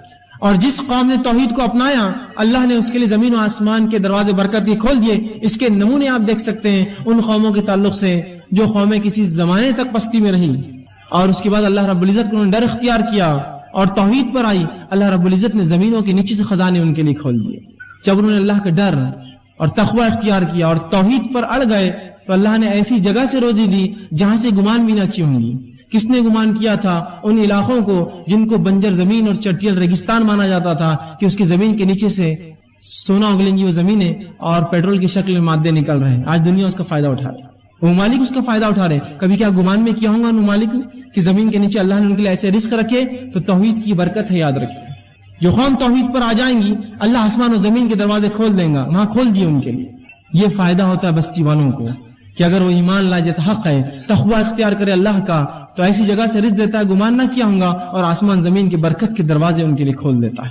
تو یہ بڑی اہم چیز ہے، یاد رکھیں، اللہ کا ڈر اور تقوی اختیار کریں۔ اسی طرح عبداللہ ابن عباس رضی اللہ عنہ فرماتے ہیں اور کہتے ہیں اس آیت کے تعلق سے اس کی تفسیر میں کہتے ہیں لَوَسَّعْنَا عَلَيْهِمُ الْخَيْرَ وَيَسَّرْنَاهُ لَهُم مِّن كُلِّ جَانِبٍ، کہ اس آیت کے تحت جو بات سمجھ میں آتی وہ یہ ہے کہ ہم ان کے لیے خیر کو عام کر دیتے ہیں، زمین آسمان اور زمین کی جو برکت کے دروازے کھول دیے جاتے ہیں، اس کا معنی وہ کہتے ہیں عبداللہ بن عباس رضی اللہ عنہ کہ اس کا معنی یہ ہے کہ اللہ ان کے لیے جو ہے ہر جانب خیر عام کر دیتا ہے اور اس کو حاصل کرنا ان کے لیے آسان کر دیتا ہے. خیر کو اللہ عام کر دیتا ہے ایسی قوم کے لیے، اور حاصل کرنا اس سے زیادہ اس کو آسان کر دیتا ہے. کبھی خیر تو عام ہوتا ہے لیکن حاصل نہیں کر پاتے ہم اس سے، تو خیر کو عام کرتا ہے اللہ اور اس کو حاصل کرنا آسان کرتا ہے. تو دیکھیے اللہ کا ڈر اختیار کرنے کا فائدہ کیا ہے. زمین و آسمان کی برکتیں اور ساتھ میں ایسی جگہ سے روزی اور رزق جہاں سے گمان نہ کیا. آئیے اسی طرح جو ہے تیسرا اصول تقوی کے بعد جو تیسری چیز اپنی زندگی میں ہم لائیں گے جس سے ہم کو یہ فائدہ ہوگا کہ ہم رزق کی کنجا حصول رزق کے لیے جو رزق میں بڑھوتری زیادہ کرنے کے لیے جو ہم کریں گے وہ یہ ہے اللہ تعالیٰ پر توکل، بھروسہ، اعتماد. آج مسلمان کو جب بھی رزق کی تنگی آتی ہے، رزق کی کمی ہوتی ہے، چاہے اولاد کی شکل میں، باغات یا مال تجارت میں گھاٹے کی شکل میں، یا اسی طرح جو ہے اور بھی قسم کی کوئی تکلیف آتی ہے، وہ سب سے پہلے غیر اللہ کے پاس بھاگتا ہے اللہ پر توکل چھوڑ کر، اور ان سے مانگتا ہے کہ مجھے دو. کہاں سے ملیں گے پھر آپ کو رزق میں اضافہ؟ اللہ سے آپ مانگے، اس پہ کامل توکل اور بھروسہ کریں. اور اس کے تعلق سے توکل کسے کہتے ہیں یاد رکھ لیجئے. امام غزالی رحمہ اللہ کہتے ہیں توکل کے تعلق سے اپنی کتاب احیاء علوم الدین کے اندر وہ لکھتے ہیں اور کہتے ہیں توکل یہ ہے کہ دل کا اعتماد صرف اسی پر ہو جس پر بھروسہ کیا گیا ہو. دل کا مکمل اعتماد اس ذات پر ہو جس پر بھروسہ کیا ہو، اور مکمل طور پر اس پہ توکل کریں جس کا کمانے کو شریعت نے پسند کیا، حلال روزی کے لیے کوشش کریں. اب آئیے چند وہ حصول جس کے ذریعے جس کے کرنے سے اپنی روزی میں ہم بڑھوتری کر سکتے، بڑھا سکتے ہیں، یا جتنا ہم کماتے ہیں اس کے اندر برکت آ سکتی ہے. دونوں ہی باتیں ایک ساتھ بول رہا ہوں میں، ورنہ کچھ لوگ کہیں گے اب آپ نے تو اصول بتا دیے، ہم نے اس پر عمل کرنے کی کوشش کی لیکن کچھ نظر تو نہیں آیا کہ تنخواہ 5 سے 6 ہزار تو آج تک نہیں ہوئی. تو میں رزق کے حصول بتاؤں گا، تنخواہ بڑھانے کے حصول نہیں بتاؤں گا. رزق میں اولاد بھی شامل ہے، اچھی صحت شامل ہے، دنیا کی نعمتیں اور مال بھی شامل ہے. تو رزق کے حصول کیسے ہم رزق کمائیں، اور ساتھ میں جتنا آپ کماتے ہوں گے اللہ اسے برکت بھی دے گا. یہ بات آپ نے دیکھی ہوں گی، میں بھی دیکھ چکا ہوں کہ وہ کچھ لوگ ہوتے ہیں جن کی تنخواہیں بڑی کم ہوتی ہیں لیکن اللہ ایسی برکت دیتا ہے ان کی تھوڑی سی کمائی میں کہ وہ خود بھی اپنا کر لیتے ہیں، لوگوں کو صدقہ اور خیرات بھی کرتے ہیں، پڑوسیوں کی مدد بھی کرتے ہیں، اللہ کے دین پر بھی خرچ کرتے ہیں، حالانکہ بہت قلیل تنخواہیں، بہت تھوڑی تھوڑی تنخواہیں ہوتی ہیں. یہ بات میں نے خود دیکھی ہے. تو وہ جو حصول میں انشاءاللہ آپ کے سامنے رکھوں گا، جو باتیں بتاؤں گا اس پر عمل کیا جائے تو یا تو آپ کے رزق میں اللہ بڑھوتری کرے گا، یا جتنا ہے اس میں ایسی عظیم برکت دے گا کہ آپ خوش اور مطمئن ہو جائیں گے اس رزق سے. یہ بڑی اہم بات ہے. اب یقیناً ایک درس میں، ایک لیکچر میں مکمل پورے شرائط، پورے اصول بتانا میرے لیے ناممکن ہے. تو میں نے 10 کو چنا ہے، 10 ایسے اصول، ایسی باتیں، ایسی کنجیاں رزق کی جس کو اگر ہم ان اصولوں کو مان لے، اس کے مطابق زندگی گزارے، اس پر عمل پیرا ہو اور دل میں یہ اعتماد اور توکل رکھے، بھروسہ رکھے کہ اللہ اس کے ذریعے دیں گا، تو انشاءاللہ العزیز ضرور ہمارے رزق میں جو ہے بڑھوتری ہوں گی، اللہ اس میں ضرور برکت دینے والا ہے. تو ایسے 10 اصول میں نے چنے ہیں، 10 کنجیاں میں آپ کے سامنے رزق کے حصول کے رزق میں بڑھانے کی انشاءاللہ آپ کے سامنے رکھوں گا. لیکن یہ مکمل نہیں ہے، یہ کئی باتیں جو کتاب و سنت نے بتائی ہے ان میں سے چند میں آپ کے سامنے رکھنے کی کوشش کر رہا ہوں. آئیے اب کس طرح سے ہم اپنے رزق میں اضافہ کریں، اس کا پہلا اصول جو شریعت نے بتایا ہے. یقیناً اس کی ترتیب میری اپنی دی ہوئی ہے، لیکن باتیں اللہ کی کتاب اس کے رسول کی سنت سے میں نے اہمیت کے اعتبار سے ان کو ترتیب دینا مناسب سمجھا. پہلی چیز جو ہم کریں گے جس سے ہمارے رزق میں بڑھوتری ہوگی، اضافہ ہوگا، فائدہ ہوگا، وہ سب سے پہلی چیز ہے توبہ اور استغفار. توبہ اور استغفار یہ سب سے پہلی چیز ہے رزق کے حصول میں، اس کی چابیوں میں، کہ اگر ہم چاہتے ہیں ہمارا رزق بڑھے، اس میں برکت آئے، مال و دولت اور بچے اولاد کے اندر اور ہماری دنیا کی نعمتوں میں اضافہ ہو، تو سب سے پہلا کام جو کرنا ہوگا توبہ اور استغفار. اب آئیے توبہ اور استغفار بولتے کس کو ہے وہ اگر جان لے تو زیادہ فائدہ ہوگا، ورنہ استغفر اللہ استغفر اللہ استغفر اللہ تو ہم کہہ رہے ہیں صبح اور شام، استغفر اللہ من کل ذنب واتوب الیہ، استغفر اللہ من کل ذنب واتوب، ہم بار بار پڑھ رہے ہیں، اس کا معنی کیا ہے یہ اگر جان لیں گے تو انشاءاللہ زیادہ فائدہ ہوگا. ورنہ ہم لوگوں کو دیکھتے ہیں استغفر اللہ کے ورد سے ان کی زبانیں تھکتی نہیں ہیں، لیکن ان کے اعمال سے اور ان کے معاملات سے کچھ بھی ایسا نہیں دکھتا کہ یہ استغفر اللہ واقعے میں کرتے ہوں گے یا اس کا کچھ فائدہ ہی نہیں ہوا ہوگا. ہم لوگ یہ سمجھتے ہیں شریعت نے جو استغفر اللہ کہنے کا حکم دیا کہ اس کے پڑھنے سے گناہ معاف ہوتے ہیں، تو ہم کو لگا کہ یہ استغفار اس لیے پڑھا جائے کہ گناہ کرو، اس لیے تو معاف ہوتے ہیں. تو ہم گناہ کرتے ہیں اور پھر استغفار پڑھتے ہیں. استغفار تو اس لیے جو گناہ ہو جائے اس کی معافی ملتی ہے. تو ہم سمجھتے نہیں کرنے کے لیے پڑھنا ہے ہم کو کہ اب جو ہو گئے کرو اور پڑھو اور کرو اور پڑھو. جو ہو جائے اس کے لیے ہے. اور استغفار صرف الفاظ نہیں ہے, اس سے انسان کے معاملات بھی چھلکے کہ واقعی میں یہ توبہ کر چکا ہے, توبہ کرتا ہے. اس سے اس کے اعمال میں لگے کہ واقعی میں اس نے اپنی زندگی کی روش بدل دی, استغفار کرتا ہے. توبہ استغفار جس کو کہتے ہیں توبہ اس کا معنی ہوتا ہے. تو توبہ اور استغفار صرف الفاظ نہیں, یاد رکھیے. علامہ جو ہے راغب اصفہانی اور امام نووی رحمہ اللہ توبہ کے لیے چند شرائط لکھتے ہیں. توبہ کے لیے وہ لوگ کہتے ہیں کہ 4 شرائط ہے, ان شرائط کو جب پورا کیا جائے گا تب استغفار ہوا, تب اصل توبہ ہوئی. آئیے پہلی شرط وہ لکھتے ہیں, وہ یہ ہے کہ گناہوں کو ان کی برائی کی وجہ سے انسان چھوڑے.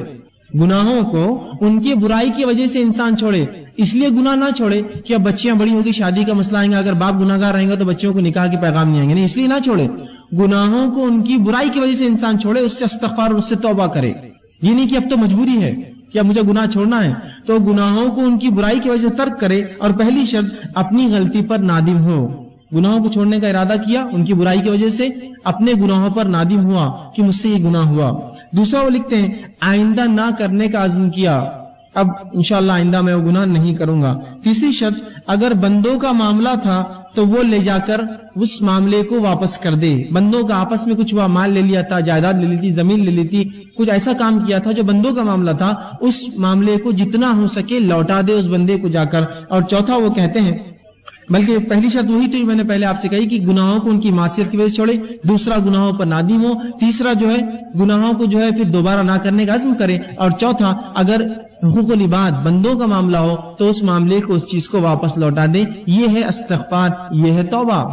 تو اب توبہ کو یہ مت سمجھیے, کچھ لوگوں کو تو یہ بھی نہیں پتا توبہ ہوتی کیا ہے. وہ سمجھتے ہیں کہ نماز پڑھ لو, پھر نماز کے بعد ادھر ادھر دیکھو کوئی دیکھ رہا تو نہیں ہے آپ کو, اور اگر نہ دیکھ رہا تو جلدی سے دونوں ہاتھ لیتے ہیں اور گالوں کو دونوں طرف یوں کچھ تو بھی کرتے رہتے, توبہ توبہ توبہ. یہ توبہ نہیں ہے. یہ تو بچوں کو نصیحت کے لیے سکھایا جاتا ہے کہ آئندہ ایسی غلطی نہ کرے, چلو توبہ کرو. یہ توبہ نہیں ہے. تو وہ امت کو توبہ کا تصور بھی نہیں ہے کہ اس کے اصول کیا ہے, وہ ہوتی کیسے, اس کا معاملہ کیا ہے. وہ سمجھتے گالوں پر ہاتھ لگانا یہ توبہ ہے. یہ توبہ نہیں, یاد رکھیے. توبہ کی 4 شرائط استغفار کی. آئیے اب جو استغفر اللہ یا استغفار ہے, یہ حصول رزق کا ذریعہ ہے. یہ کرنے سے رزق میں اضافہ ہوتا ہے. اس کے دلائل کیا ہے, آئیے ہم قرآن سے دیکھتے ہیں. اللہ رب العزت قرآن میں فرماتا ہے, سورہ نوح سورہ نمبر 71 اور آیت نمبر 10 سے لے کر 16 میں اللہ فرماتا اور کہتا ہے, فَقُلْتُ اسْتَغْفِرُوا رَبَّكُمْ إِنَّهُ كَانَ غَفَّارًا. پھر آگے فرماتا يُرْسِلِ السَّمَاءَ عَلَيْكُمْ مِدْرَارًا وَيُمْدِدْكُمْ بِأَمْوَالٍ وَبَنِينَ وَيَجْعَلْ لَكُمْ جَنَّاتٍ وَيَجْعَلْ لَكُمْ أَنْهَارًا. یہ واقعہ یوں ہے کہ نوح علیہ السلام نے اپنی قوم کو دعوت دی, اسلام کا پیغام پہنچایا, قوم نے انکار کیا.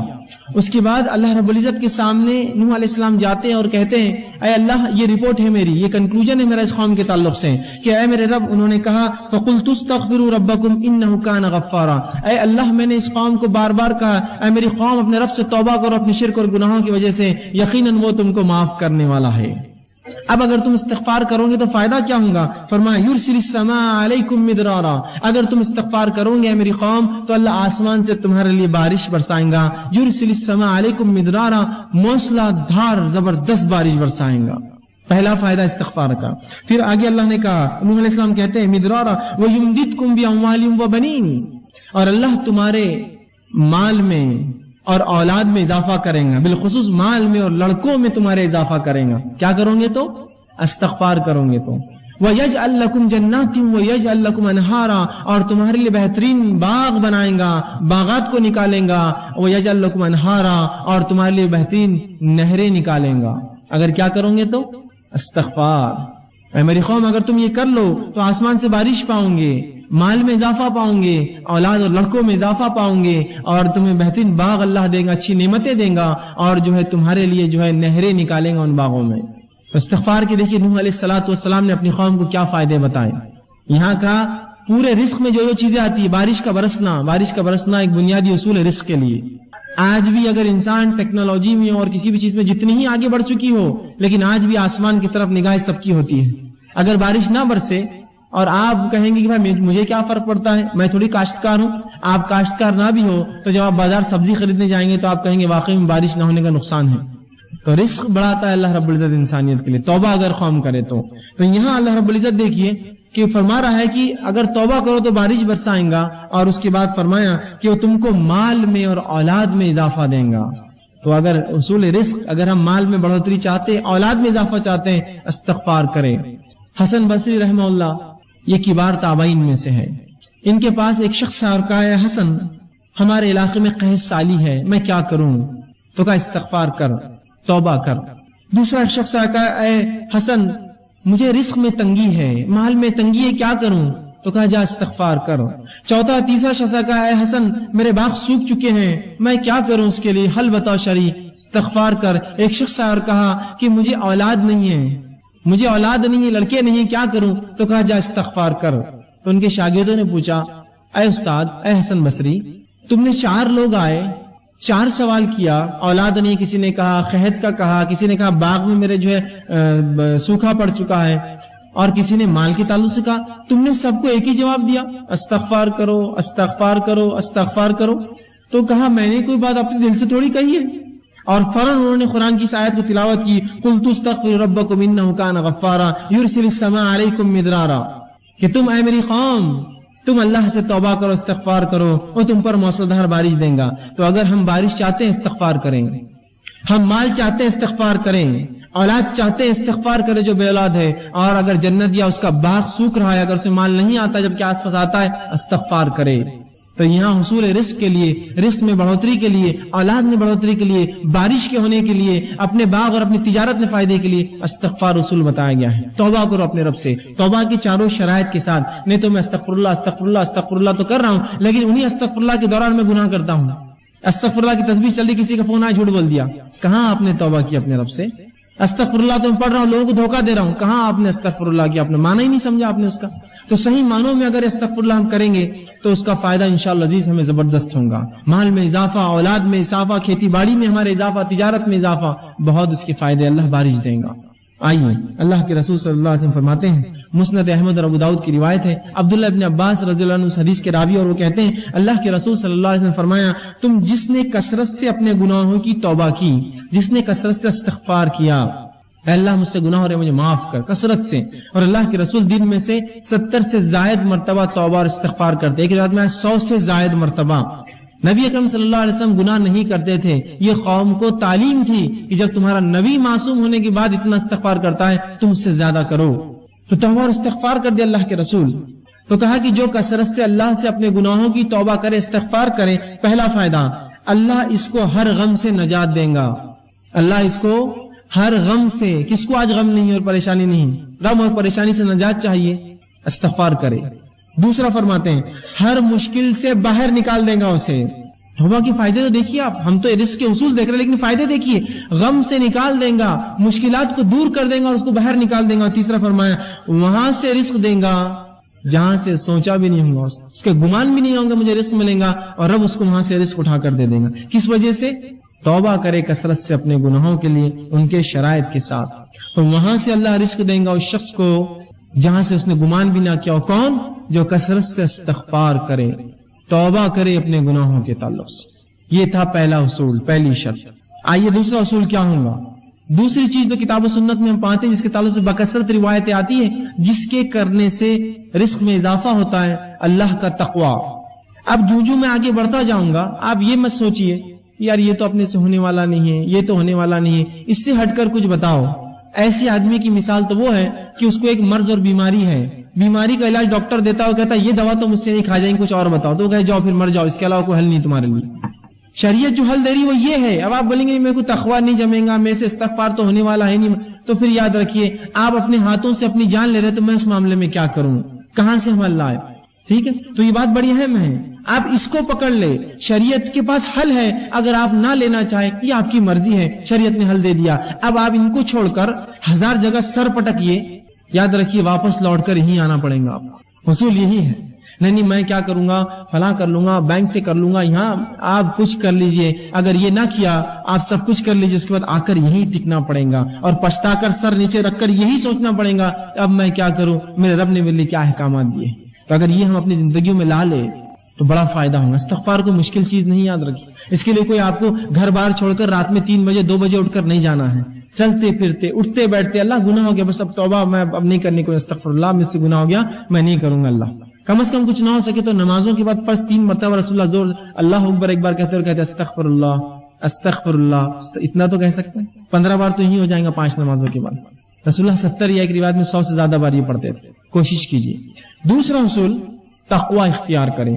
اب تقوی کیا ہے؟ تقوی اللہ کا ڈر ہے۔ تقوی کیا ہے؟ تقوی اللہ کا پاس و لحاظ ہے۔ پاس و لحاظ سمجھتے ہیں آپ؟ اگر ایک بوڑھا انسان آپ کے سامنے آ کر کھڑا ہو جائے اور آپ کرسی پہ بیٹھے ہیں تو آپ اس کا پاس و لحاظ کرتے ہیں، خود اٹھ جاتے ہیں، جناب آپ بیٹھ جائیے، اسے کہتے ہیں تقوی، پاس و لحاظ رکھنا، اللہ کا ڈر، اللہ کا پاس و لحاظ، ٹھیک؟ تو تقوی اختیار کرے۔ تقوی کے معنی کے تعلق سے کئی باتیں آتی، امام نووی رحمہ اللہ لکھتے ہیں تقوی کے تعلق سے کہتے ہیں اللہ تعالیٰ کے احکامات پر عمل کرنا، جن باتوں سے اس نے روکا ان باتوں سے رک جانا، اور ہر وہ کام جس سے اللہ کی ناراضگی یا عذاب آتا ہے ان سے بچنا، یہ تقوی ہے۔ تقوی کیا ہے؟ ہر وہ کام جو اللہ نے حکم دیا اس کا کرنا، ہر وہ کام جس سے روکا اس سے رکنا، اور اس کے علاوہ جن تمام کاموں کے کرنے سے اللہ کی ناراضگی ملتی ہے، عذاب ملتا ہے، ان کاموں سے رکنا، اس کو تقوی کہتے ہیں عربی میں۔ تو ہم اب جو اللہ نے کہا وہ کرے، جس سے روکا اس سے رکے، اور ہم ہر وہ کام جس سے عذاب ملتا ہے اس سے اجتناب کرے، یہ تقوی ہے۔ تو ہم تقوی اختیار کریں۔ دوسرا اصول یاد رکھیے۔ آئیے تقوی کے تعلق سے کہ رزق کا حصول ہے، رزق اس سے بڑھتا ہے، مختلف مقامات پر قرآن حدیث میں اس کے حوالے ملیں گے۔ میں چند حوالے آپ کے سامنے رکھتا ہوں۔ اللہ رب العزت سورۃ طلاق سورہ نمبر 65 اس کی آیت نمبر 2 اور 3 میں کہتا ہے وَمَن يَتَّقِ اللَّهَ يَجْعَل لَّهُ مَخْرَجًا، کیا فرما رہا ہے دیکھیے، وَمَن يَتَّقِ اللَّهَ، جو اللہ کا ڈر اور پاس و لحاظ اختیار کرے، يَجْعَل لَّهُ مَخْرَجًا، اللہ اس کو ہر غم سے باہر نکال دے گا اور اس کو وہاں سے روزی دے گا جہاں سے اس نے کبھی گمان بھی نہیں کیا ہوگا۔ کیا فرمایا؟ وَمَن يَتَّقِ اللَّهَ يَجْعَل لَّهُ مَخْرَجًا، جو اللہ پر جو ہے اس کا تقوی اختیار کرے گا اللہ اس کو ہر غم سے نجات دے گا اور وہاں سے روزی دے گا جہاں سے اس نے سوچا بھی نہ ہوگا، گمان بھی نہیں کیا ہوگا، اس کی عقلیں گئی بھی نہیں ہوں گی وہاں تک۔ صرف ایک عمل کیجئے، تقوی اختیار کیجئے، زبردست عظیم فائدے کہ وہاں سے رزق دیں گا جہاں سے سوچا نہ ہوگا اور ہر غم سے اس کو نجات دیں گا۔ اس آیت کے تعلق سے یجعل لہ مخرجا کے تعلق سے عبداللہ ابن عباس رضی اللہ عنہ فرماتے ہیں، اس کی تفسیر میں کہتے ہیں اس کو دنیا اور آخرت کے ہر غم سے باہر نکالیں گا، یجعل لہ مخرجا کے تعلق سے۔ اور اسی آیت کے جملے کی تفسیر میں عبداللہ ابن مسعود رضی اللہ عنہ فرماتے ہیں اور کہتے ہیں ان اکبر آیات من قرآن فرجا، غموں کو، مصیبتوں کو اور پریشانیوں کو دور کرنے والی قرآن کی سب سے عظیم آیت ہے۔ جو شخص اللہ کا تقوی ڈر اختیار کرے اللہ کیا کرتا ہے اس کے لیے، یجعل لہ مخرجا، ہر غم سے نکلنا، ہر مشکل سے نکلنا آسان کرتا ہے اور وہاں سے روزی دیتا ہے جہاں سے اس نے گمان بھی نہیں کیا تھا۔ تقوی اختیار کیجیے، اللہ کا عظیم فائدے اس دنیا میں اٹھائیے، عظیم فائدے، ہر غم سے نجات اور رزق میں اضافہ۔ اسی طرح اللہ رب العزت قرآن میں سورہ اعراف سورہ نمبر 7 آیت نمبر 92 میں فرماتا کہتا ہے وَلَوْ أَنَّ أَهْلَ الْقُرَىٰ آمَنُوا وَاتَّقُوا لَفَتَحْنَا عَلَيْهِمْ بَرَكَاتٌ مِّنَ السَّمَاءِ وَالْأَرْضِ، کہ اگر یہ بستی والے ایمان لائے، وَلَوْ أَنَّ أَهْلَ الْقُرَىٰ آمَنُوا، اگر اس بستی والے ایمان لائے، وَاتَّقُوا، اور اللہ کا ڈر اختیار کرے، لَفَتَحْنَا عَلَيْهِمْ بَرَكَاتٍ مِّنَ السَّمَاءِ وَالْأَرْضِ، تو ہم ان کے لیے آسمان اور زمین کے برکت کے دروازے کھول دیں گے۔ کس کے لیے؟ جو ایمان لائے اور اللہ کا ڈر اختیار کرے، اللہ آسمان اور زمین کے دروازے اس کے لیے رزق کے کھول دیں گا، برکت کے دروازے کھل جائیں گے اس کے لیے جو اللہ کا تقوی اور ڈر اختیار کرے۔ دیکھیے کیسا عظیم فائدہ ہے اللہ کا ڈر اور تقوی اختیار کرنے کہ اللہ آسمان و زمین کے برکت کے دروازے کھول دیتا ہے۔ آج دیکھیے کبھی بارش تو ہوتی ہے، کھیتی فصل تو آتی ہے، پیسہ بھی کبھی ہاتھ لگتا ہے، برکت کہاں ہے اس کے اندر؟ ایک زمانہ تھا، آپ نے بھی سنا ہوگا، میں نے بھی سنا ہے کہ لوگوں کی تنخواہیں 100 200 روپے 40 اور 50 روپے ہوا کرتی، لیکن حالات یہ تھے ایک ایک انسان 10 20 اور 25 لوگوں کو پالتا تھا اپنے گھر میں، اتنی برکت تھی اس روپے میں۔ آج ہم ہزاروں اور لاکھوں کما کے بھی 2 اولاد کو پالنا ہمارے لیے مشکل ہے۔ یہ تو برکت چھین گئی زمین آسمان ہم جو دیتی تھی، ہم جو فائدے تھے، اس لیے کہ ہم نے ایمان لا کر اللہ کا ڈر دل میں رکھا، صرف ایمان نام کو لایا مسلمان ہے۔ اگر ڈر رکھتے تو اللہ آسمان و زمین کی برکت کے دروازے اس بستی والوں پر، ایمان والوں پر کھول دیتا۔ اور یہ توحید کی برکت ہے، یاد رکھیے۔ اور جس قوم نے توحید کو اپنایا اللہ نے اس کے لیے زمین و آسمان کے دروازے برکت کے کھول دیے۔ اس کے نمونے آپ دیکھ سکتے ہیں ان قوموں کے تعلق سے جو قومیں کسی زمانے تک پستی میں رہیں اور اس کے بعد اللہ رب العزت کو ڈر اختیار کیا اور توحید پر آئی، اللہ رب العزت نے زمینوں کے نیچے سے خزانے ان کے لیے کھول دیے۔ جب انہوں نے اللہ کا ڈر اور تقوی اختیار کیا اور توحید پر اڑ گئے تو اللہ نے ایسی جگہ سے روزی دی جہاں سے گمان بھی نہ کی ہوں گی۔ کس نے گمان کیا تھا ان علاقوں کو جن کو بنجر زمین اور چٹیل ریگستان مانا جاتا تھا کہ اس کی زمین کے نیچے سے سونا اگلیں گی وہ زمینیں اور پیٹرول کی شکل میں مادے نکل رہے ہیں، آج دنیا اس کا فائدہ اٹھا رہی ہے، وہ ممالک اس کا فائدہ اٹھا رہے ہیں۔ کبھی کیا گمان میں کیا ہوں گا ان ممالک نے کہ زمین کے نیچے اللہ نے ان کے لیے ایسے رزق رکھے؟ تو توحید کی برکت ہے، یاد رکھیے۔ جو قوم توحید پر آ جائیں گی اللہ آسمان و زمین کے دروازے کھول دیں گا، وہاں کھول دیے ان کے لیے۔ یہ فائدہ ہوتا ہے بستی والوں کو کہ اگر وہ ایمان لائے، جیسا حق ہے، تقوی اختیار کرے اللہ کا، تو ایسی جگہ سے رزق دیتا ہے گمان نہ کیا ہوں گا، اور آسمان زمین کے برکت کے دروازے ان کے لیے کھول دیتا ہے۔ تو یہ بڑی اہم چیز ہے، یاد رکھیں، اللہ کا ڈر اور تقوی اختیار کریں۔ اسی طرح عبداللہ ابن عباس رضی اللہ عنہ فرماتے ہیں اور کہتے ہیں اس آیت کے تعلق سے اس کی تفسیر میں کہتے ہیں لَوَسَّعْنَا عَلَيْهِمُ الْخَيْرَ وَيَسَّرْنَاهُ لَهُم مِّن كُلِّ جَانِبٍ، کہ اس آیت کے تحت جو بات سمجھ میں آتی وہ یہ ہے کہ ہم ان کے لیے خیر کو عام کر دیتے ہیں۔ زمین آسمان اور زمین کی جو برکت کے دروازے کھول دیے جاتے ہیں، اس کا معنی وہ کہتے ہیں عبداللہ ابن عباس رضی اللہ عنہ کہ اس کا معنی یہ ہے کہ اللہ ان کے لیے جو ہے ہر جانب خیر عام کر دیتا ہے اور اس کو حاصل کرنا ان کے لیے آسان کر دیتا ہے۔ خیر کو اللہ عام کر دیتا ہے ایسی قوم کے لیے، اور حاصل کرنا اس سے زیادہ اس کو آسان کر دیتا ہے۔ کبھی خیر تو عام ہوتا ہے لیکن حاصل نہیں کر پاتے ہم اس سے، تو خیر کو عام کرتا ہے اللہ اور اس کو حاصل کرنا آسان کرتا ہے۔ تو دیکھیے اللہ کا ڈر اختیار کرنے کا فائدہ کیا ہے، زمین و آسمان کی برکتیں اور ساتھ میں ایسی جگہ سے روزی اور رزق جہاں سے گمان نہ کیا۔ آئیے اسی طرح جو ہے تیسرا اصول تقوی کے بعد جو تیسری چیز اپنی زندگی میں ہم لائیں گے جس سے ہم کو یہ فائدہ ہوگا کہ ہم رزق کی کنجا حصول رزق کے لیے جو رزق میں بڑھوتری زیادہ کرنے کے لیے جو ہم کریں گے وہ یہ ہے اللہ تعالیٰ پر توکل، بھروسہ، اعتماد۔ آج مسلمان کو جب بھی رزق کی تنگی آتی ہے، رزق کی کمی ہوتی ہے، چاہے اولاد کی شکل میں، باغات یا مال تجارت میں گھاٹے کی شکل میں، یا اسی طرح جو ہے اور بھی قسم کی کوئی تکلیف آتی ہے، وہ سب سے پہلے غیر اللہ کے پاس بھاگتا ہے اللہ پر توکل چھوڑ کر، اور ان سے مانگتا ہے کہ مجھے دو۔ کہاں سے ملیں گے پھر آپ کو رزق میں اضافہ؟ اللہ سے آپ مانگے، اس پہ کامل توکل اور بھروسہ کریں۔ اور اس کے تعلق سے توکل کسے کہتے ہیں یاد رکھ لیجئے، امام غزالی رحمہ اللہ کہتے ہیں توکل کے تعلق سے اپنی کتاب احیاء علوم الدین کے اندر وہ لکھتے ہیں اور کہتے ہیں توکل یہ ہے کہ دل کا اعتماد صرف اسی پر ہو جس پر بھروسہ کیا گیا ہو، دل کا مکمل اعتماد اس ذات پر ہو جس پر بھروسہ کیا ہو، اور مکمل طور پر اس پہ توکل کرے جس کا اس نے دعویٰ کیا ہو۔ اگر ایک شخص یہ کہتا ہے میں مسلمان ہوں اور رب پر میرا توکل بھروسہ ہے، اب مکمل طور سے اس پر اعتماد کرے کہ ہاں رب مجھے دینے والا ہے، اب ضرورت نہیں شک و شبہ کی، مکمل اعتماد کرے اس ذات کے اوپر جس کا اس نے نام لیا ہے، اس پہ اعتماد۔ یہ ہے توکل، بھروسہ، اعتماد جس کو عام زبان میں کہیں۔ اسی طرح امام مناوی کہتے ہیں توکل کے تعلق سے اس کا معنی لکھتے ہوئے کہتے ہیں کہ توکل بندے کے اظہار عجز ہے، بندہ اللہ کے سامنے عاجز ہو جائے، اللہ میں کچھ نہیں کر سکتا ہوں، بس میں عاجز ہوں تیرے سامنے، تجھ سے ہی مانگتا ہوں مکمل طور سے، اور جس پر توکل کیا گیا ہے اس پر مکمل بھروسہ کرے۔ تو ایک مومن توکل کرے کس پر؟ اللہ پر، اس سے رزق میں بڑھوتری ہوتی ہے۔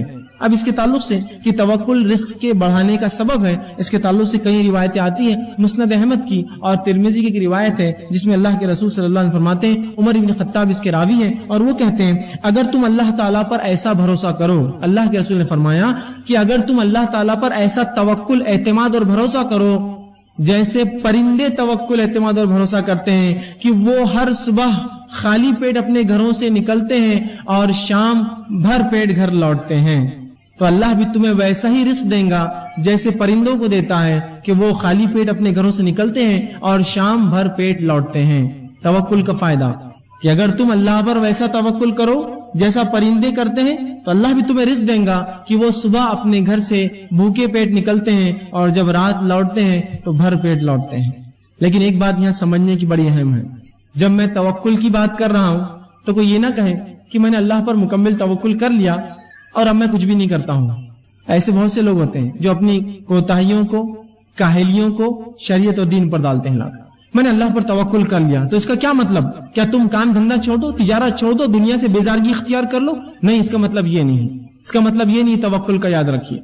حدیث کیا کہہ رہی ہے؟ پرندے گھر سے نکلتے ہیں، خالی پیٹ نکلتے ہیں اور بھر پیٹ لوٹتے ہیں، تو یہاں کوشش کرنا ہے۔ پرندے گھونسلوں میں بیٹھ کر توکل نہیں کرتے ہیں کہ اللہ دیں گا، پرندے اپنے گھروں سے نکلتے ہیں، رسول اللہ فرماتے ہیں، اور شام بھر پیٹ لوٹتے ہیں۔ آپ بھی اللہ پر بھروسہ کیجئے، گھر سے نکل جائیے، انشاءاللہ رب ہم کو جو ہے ضرور روزی دیں گا اور شام ضرور بھر پیٹ لوٹیں گے۔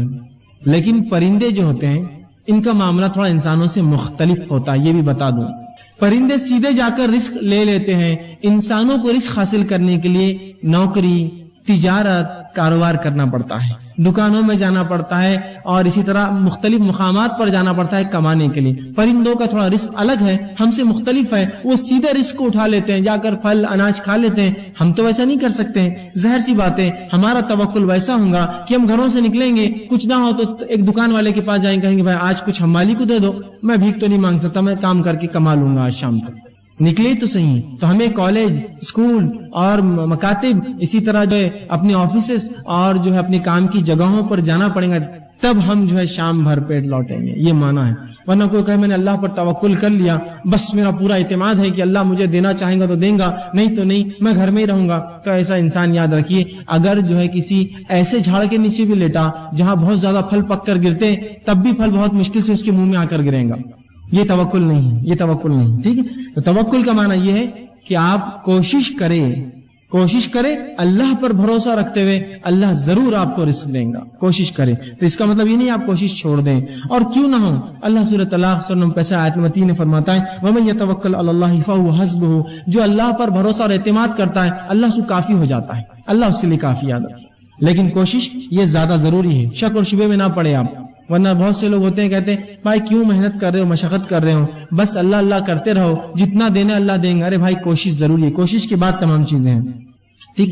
اللہ کے رسول صلی اللہ علیہ وسلم کے پاس ایک شخص آیا، ابن حبان کی روایت ہے، عمرو بن امیہ رضی اللہ عنہ راوی ہے، وہ کہتے ہیں کہ رسول اللہ صلی اللہ علیہ وسلم کا ایک شخص آیا اور اس نے کہا اللہ کے رسول میں اپنی اونٹنی کو کھلا چھوڑ دیتا ہوں اور اللہ پر توکل کرتا ہوں، بھروسہ کرتا ہوں۔ رسول اکرم نے کہا نہیں، تو اس کے گھٹنے کو پہلے باندھ دے پھر اللہ پر توکل کر۔ سمجھے آپ توکل کا معنی؟ تو کوشش کر لے اس کو بچانے کی، کیوں بھاگ کر نہ جائے، پھر اللہ پہ بھروسہ کر۔ تو اونٹنی کو کھلا چھوڑیں گے اور اللہ پہ بھروسہ کریں گے تو بھاگ جائیں گی۔ پھر تو جو تیرے ماتحت کوشش ہے وہ کر لے کہ اونٹنی کے گھٹنے کو باندھ دے، پیر کو باندھ دے، پھر اللہ پر بھروسہ کر، پھر انشاءاللہ العزیز جو ہونا ہے وہ اللہ کرے گا۔ لیکن یہ نہیں کہ آپ کو کوشش نہ کرے اور کہیں میں نے اللہ پر توکل کر لیا، اب اللہ میرا رزق میرے گھر میں بھیج دیں گا، بیٹھا رہوں گا، ایسا نہیں ہونے والا، یاد رکھیں۔ پرندے نکلتے ہیں اللہ پر بھروسہ کر کے، شام بھر پیٹ لوٹتے ہیں، نکلیے، کوشش کیجئے، جائیے تو یہ معاملہ ہوگا۔ لیکن ہمارے پاس ایک عجیب مسئلہ ہے، ہم نے کام کو چھوٹے اور بڑے معاملوں میں تقسیم کر دیا، چھوٹے کام اور بڑے کام، اور شریعت نے جہاں اچھا اور برا نہیں کہا وہاں اچھے کام اور برے کام بھی ہم نے کر لیے۔ کوئی کام جب تک حلال ہو اچھا اور برا نہیں ہوتا، سب اچھے ہیں، اگر حلال ہے تو اچھا ہے۔ کوئی انسان اگر جوتا بھی اگر سیتا ہے تو وہ بھی اچھا کام کرتا ہے، کوئی غلط نہیں۔ ہاں اگر کوئی بہت کماتا اور حرام کام کرتا ہے تو وہ کام غلط ہے، بلکہ اس کے کہ اس نے حلال کام کرا ہے، جوتا سی رہا ہے، جھاڑو مارتا ہے، حمام اور پیخانے لوگوں کے صاف کرتا ہے، وہ حلال کام ہے اس کے لیے، بلکہ اس کے کہ حرام کام کریں۔ لیکن ہمارا مسئلہ یہ، وہ ڈگری وہ پوسٹ ملی تو میں جاؤں گا، نہیں تو میں کام نہیں کروں گا۔ پھر ایسے لوگوں کے لیے توکل اور بھروسہ اور تقویٰ کچھ کام نہیں آنے والا۔ یہاں نکلنے کے معنی میں آپ جائیے، کوشش کیجیے۔ آپ کوشش نہیں کریں گے اور بولیں گے میں سیدھا جاؤں اور ایک مالدار انسان بن جاؤں، تو یہ ہونے والا ہی نہیں۔ کوشش کیا ہے اس کے لیے؟ اور ہر شخص جو کسی زمانے میں مالدار ہوتا ہے، کسی زمانے میں کہانی پوچھی وہ غریب بھی تھا، چھوٹی چھوٹی کوشش کی اور اسی کوشش میں بڑھتا رہا، اللہ نے اس کو برکت دی۔ سمجھ رہے آپ بات؟ تو کوشش کیجیے، چاہے کام کوئی بھی ملے، حلال ہے، کرنے میں شرمائیے مت، بڑھ جائیے آگے، اس کو بڑھ کر کیجیے، انشاءاللہ عزیز آپ کو دنیا اور آخرت کے فائدے ہوں گے انشاءاللہ۔ ٹھیک ہے، چوتھی چیز جو ہم کو کرنا پڑیں گے رزق کو بڑھانے کے لیے وہ ہے صلہ رحمی۔ صلہ رحمی بڑی اہم چیز ہے، یاد رکھیے۔ صلہ رحمی کا معنی ہوتا ہے رشتوں کو جوڑے رکھنا، رشتوں کو جوڑے رکھنا، ٹھیک ہے۔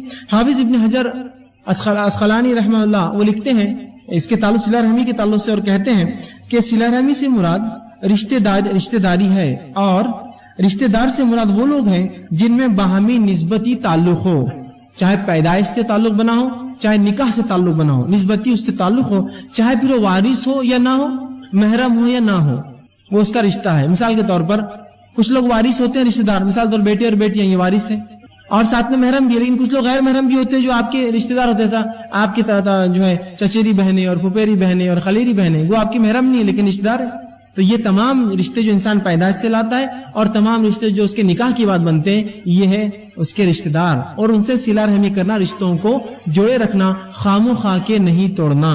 لیکن آج ہم دیکھتے ہیں لوگ خطا رحمی کرتے ہیں، رشتوں کو توڑ دیتے ہیں، آسانی سے بھائی چچا ہے بات نہیں کرتا، یہ ہے بات نہیں کرتا، ان کے پاس جاتا نہیں، ان سے ملتا نہیں، ان کے پاس کھاتا نہیں، رشتے مت توڑیے خواہ مخواہ کے. صلہ رحمی کے آئیے فائدے سن لیجیے.